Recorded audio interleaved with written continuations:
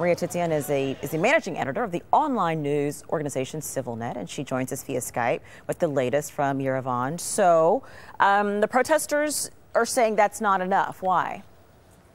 Well, it's very simple, because they realize that while they will no longer have to directly pay for the rate hike, it will eventually still come out of their pocket, because it'll have to come out of the state budget, or the government will have to get a loan to be able to pay the hike on behalf of the citizens.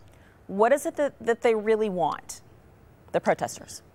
Look, it's more than the rate hikes here. The problem is the process.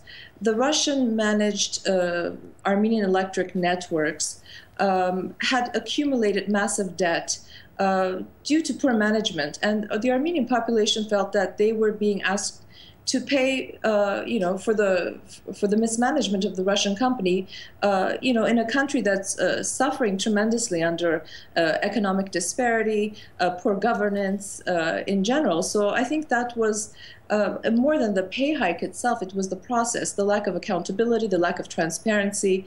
When the Public Services Regulatory Commission unanimously approved the decision, it really sent shockwaves across the country, and it was probably the final straw that broke people's back here. So it's been simmering for quite a while. Is there an element of the protests that is specifically anti-Russian?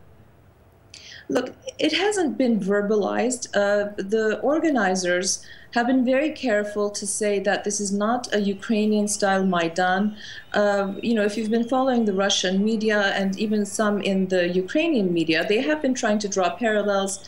The very pro-Putin news networks have been saying that this is a very anti-Russian protest, and Armenians here have been very careful in that sense. But having said that, I think there is an undercurrent here of years of this Russian patronage that we're seeing now.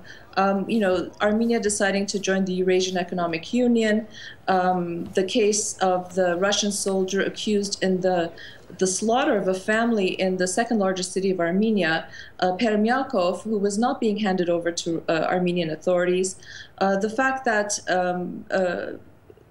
there have been a number of cases of, for example, there's an Armenian citizen who's being currently held in Russia who wasn't being extradited. So there's been a lot of mounting discontent, and especially you have to realize that Armenia is still technically in war with Azerbaijan, and Russia has been selling huge amounts of weapons. I apologize. I'm gonna have to wrap you up there, but I do appreciate your time and your expertise on this issue. We'll be calling on you again. Thank you.